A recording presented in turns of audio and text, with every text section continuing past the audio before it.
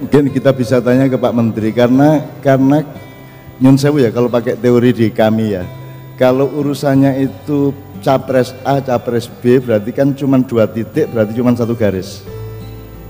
Oke, kita lakukan garis ini, tinggal pilih dan itu bebas dan rahasia, tidak ada masalah, tidak usah berdebat. Tidak semua hal harus Anda ketahui.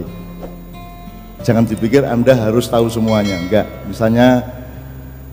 Misalnya Bapak Kiai Haji Ahmad Dahlan tinggi badannya berapa lah, enggak peluru sampean tahu.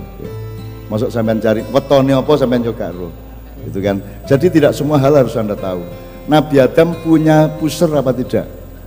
Kan enggak perlu tahu Anda. Tapi sekarang orang berdebat loh gitu-gitu. Bumi bulat apa datar, berdebat. Pukul-pukulan gitu kan. Jokowi apa Prabowo, berdebat. Padahal tadi kan saya tanya loh, kalau naik bis aja enggak nanya soal sopirnya kok, yang dicari itu trayeknya kan begitu. Nah, jadi di tengah itu kalau urusannya cuma 2 titik berarti 1 garis. Kalau kita pakai fisika ya, kalau Indonesia itu tidak hanya 1 garis, dia 1 bidang. Jadi di luar 2 titik tadi ada titik-titik yang lain dalam 1 bidang. Bahkan ternyata Indonesia lebih luas lagi, makanya departemennya kabinetnya ada berapa Pak? Ada berapa kementerian? 31. Itu menunjukkan bahwa tidak hanya 1 bidang, ada bangunan. Jadi ada tampak depan, tampak atas, tampak kiri, tampak kanan dan seterusnya. Jadi ternyata hidup itu bangunan, tidak hanya garis. Nah, kita sedang urusan garis itu tok. Jadi kita jangan hancur hanya karena ngurusin garis A atau B atau A. Harus ada yang berada di tengah-tengah menjadi NKRI-nya, menjadi Indonesianya, kan begitu. Nah, ternyata bangunan juga kurang tidak cukup, ada yang lebih luas yaitu ruangnya. Saya nyun sewu, semua saya muat di dalam diri saya. Tidak ada yang saya anti, tidak ada yang saya jenis Pak, naik bahasa Jawanya gak ono sing tak gedingi lah, gitu ya. Semua saya coba. Misalnya gini, kan tidak mungkin ada kementerian yang tanpa korupsi, mesti ono siji loro lah, ya mesti ya. Tapi saya kesini tidak untuk mengawasi Anda korupsi apa tidak. Bahkan kalau ada yang korupsi di kantor ini, di kementerian Anda, saya doakan mudah-mudahan Anda mencuri itu karena tidak bisa lain kecuali mencuri. Mudah-mudahan karena memang ada situasi yang membuat Anda darurat seperti itu.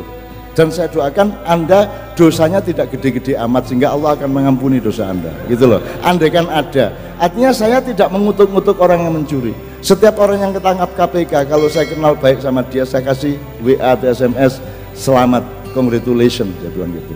Selamat Anda telah menjalankan kebenaran, gitu. Kan mangkel bocah anaknya, lu kok gimana maksudnya Cak? Anda kan sedang menjalankan kebenaran.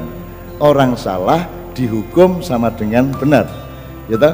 Kalau salah tidak dihukum sama dengan salah pangkat 2, kan begitu. Nah, jadi saya ucapkan selamat. Makanya neraka itu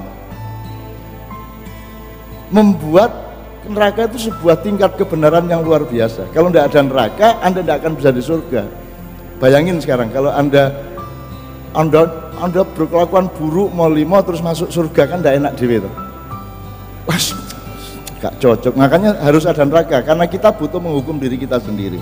Jadi teman sekalian, kembali ke soal tengah tadi, maka di Indonesia juga harus tetap orang yang menjadi pancer, menjadi Indonesianya, ya. Perkara pilihannya kan tidak ada masalah toh, tinggal milih kok sopo gitu loh, asalkan Anda mengerti siapa yang dipilih. Oke.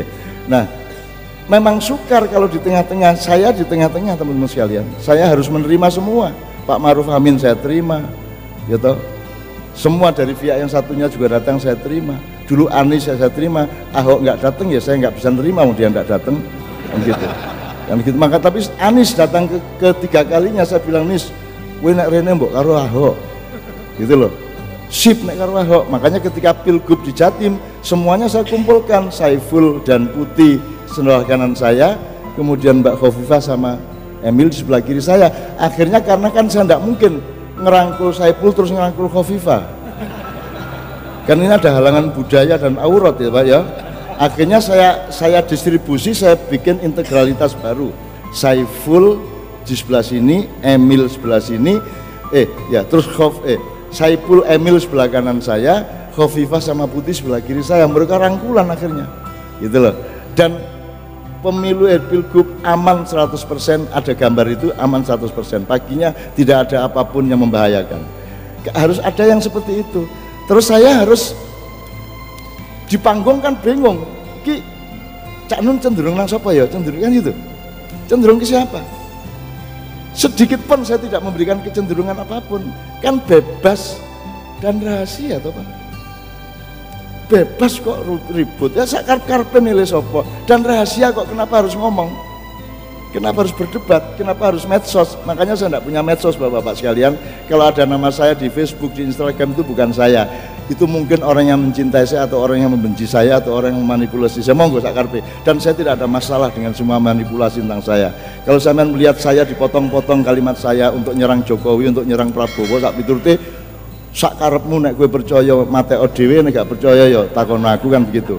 Saya tidak punya medsos, saya tidak punya Facebook, saya tidak punya akun Twitter, saya tidak punya Instagram, saya tidak ikut-ikut. Saya ngertinya datang ke orang, bikin hatinya gede, saya gembirakan dia, dan saya bikin dia percaya diri bahwa masa depan Indonesia tidak ada masalah.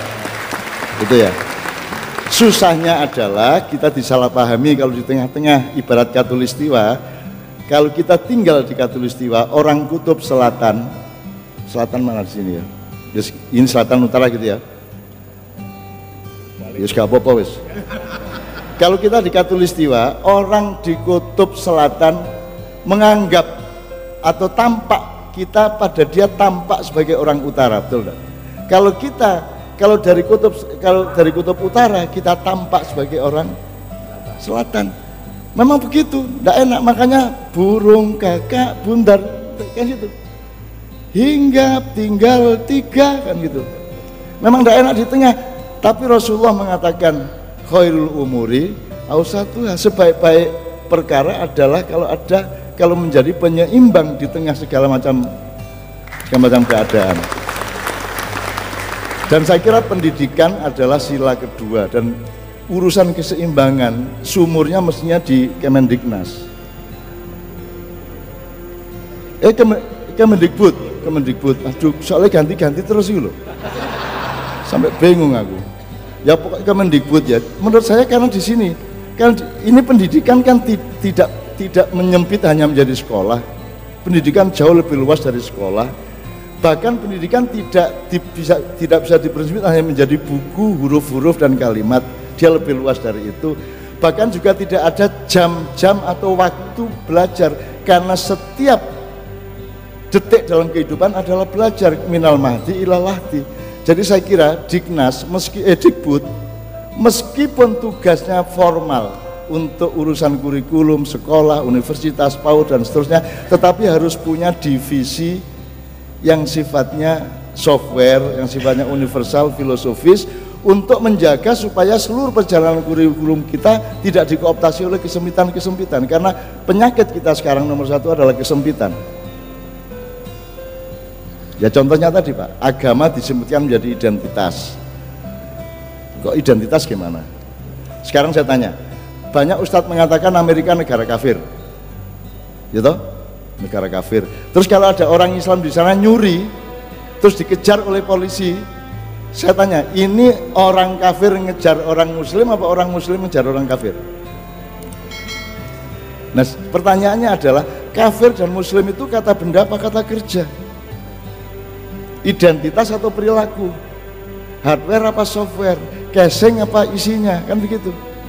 Nah kalau bisa Kemendikbud ini membangun software dan kesadaran-kesadaran supaya orang tidak terlalu materialistik hidupnya dan tidak bertengkar karena simbol, karena ikon, karena brand, karena parpol, karena golongan-golongan. Gitu loh. Menurut saya harus ada entah apa namanya itu, pokoknya harus ada kesadaran yang seperti itu. Nah, makanya Kiai Kanjeng, Bapak-bapak sekalian, juga berkeliling untuk menjaga itu semua, untuk menjaga, makanya kita sebut sinau bareng, Pak. Saya mohon izin ya, kalau tausiah itu saya sudah tanya-tanya kepada Kak Fuad nih, ahli bahasa Arab, anggota 9 orang Majelis Umana di Saudi, mengurusi bahasa Arab dunia. Seharusnya katanya tawasi. Kalau tausiah itu saya mewasiati anak saya sebelum saya meninggal. Kurang ajar hari-hari. Aku yang kata mati atau ya hari ya. Kalau saling menasehati itu tawasi. Terus kata kerjanya tawasau. Kan gitu. Tapi di Indonesia keliru tidak berarti salah. Enggak apa-apa, wong enggak ngerti kok. Gitu. Kan ada masalah, ya toh? Gitu. Oke, sekarang Pak, waktu kita sampai jam berapa? Kita sekarang jam 15. Berapa lama lagi Bapak? Ini ada request tadi barusan supaya kita nggak terlalu ini ya Pak. Saya sudah lewat. Oh, sampai jam 3 saja. Oh, udah kalau gitu saya kasih yang karena ada request untuk membawakan lagu Keramat, betul enggak? Berarti sampean yang nyanyi. Mbak Yuli. Nggih nyun sewu Pak. Nggih. Ini kita kasih, alhamdulillah, kita penuhi permintaan dari penyelenggara untuk membawakan satu lagu Keramat. Terus kita akhiri bersama pukul resminya pukul 3. Tak pikir tadi jam 3 sampai jam 5 otak saya itu. Itu kalau di tengah itu si burung kakak bundar tadi itu jin. Bismillah. Jadi Kiai Kanjeng menghormati Roma Irama, menghormati sejarahnya, menghormati. Jadi kalau Roma Irama itu berarti gerbang di mana dipertemukan, diinovasi atau diijtihati antara musik rock dengan musik Melayu, jadilah dangdut. Dia menjadi satu energi internasional yang luar biasa. Tinggal masalahnya jangan bilang dangdut baik apa buruk. Baik atau buruk itu tergantung manusia memaknainya bagaimana. Meskipun tai sapi, jangan bilang baik atau buruk. Kalau kamu pakai, kalau Anda pakai untuk kompos pupuk dia baik. Kalau kita pakai untuk sesuatu yang buruk menjadi buruk, kan begitu.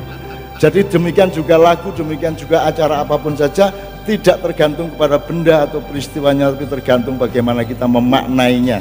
Insya Allah seperti itu. Sholat, meskipun sholat seolah-olah baik, tapi kalau niat dan pemaknaannya buruk, dia juga menjadi buruk. Inilah Keramat karya Haji Roma Irama oleh Mbak Yuli. Ya.